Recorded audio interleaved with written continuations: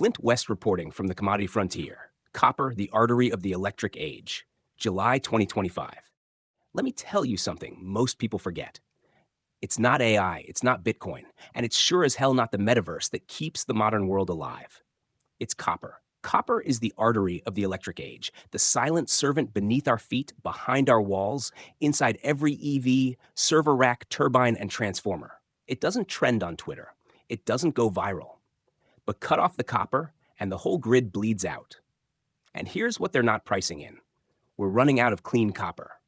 We're entering the era of material realization. All these green transition pledges, the net zero fantasies, the trillion-dollar stimulus packages, they're all just vaporware without copper. The average EV needs over 180 pounds of it. Solar farms, miles of copper cabling. Grid upgrades, that's copper. Data centers for AI, welcome to heat dissipation hell without copper. So while governments throw money at windmills and microchips, the foundational metal that makes it all possible is quietly slipping into a supply-demand super squeeze. The supply cliff is real. Chile and Peru, who together produce nearly 40% of the world's copper, are facing environmental protests, permitting delays, water scarcity, political gridlock. Meanwhile, new copper discoveries are drying up. The average lead time from discovery to production? 16 years. Let that sink in. We're building a future on materials we haven't even mined yet. This isn't a cyclical dip. This is a structural deficit in motion. Price doesn't lie. Take a look at the chart. Copper just broke $5.50 per pound, a clean breakout above its 2011 highs. That's not speculation.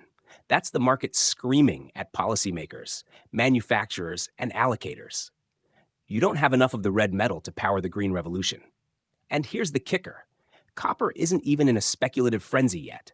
It's still priced like an industrial metal in a deflationary world. But make no mistake, this is the early phase of a multi-year repricing. The trade isn't just the metal, it's the ecosystem around it. Freeport-McMoRan is sitting on a royalty stream from the future. SCCO, Teck, and Glencore are quietly becoming the new oil barons. Even copper ETFs like CPR will see a tidal wave of flows once institutions wake up.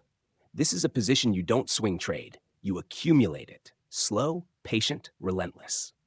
The macro layer most miss. What if the US and EU start treating copper like they treat semiconductors? What if they declare it a strategic resource? What happens when sovereigns start hoarding it like they're already hoarding gold? What happens when ESG funds, starved for real impact, wake up and realize the cleanest trade is the dirtiest mines with the purest copper grades? That's where we're going. Final word. We've digitized our world. We've electrified our ambitions. But now comes the reckoning. No copper, no future. While the world chases narratives, we're chasing conductors, because the real story isn't online, it's underground. And when this metal re-rates, it won't be subtle. It'll be a tectonic repricing across metals, miners, ETFs, and sovereign reserves.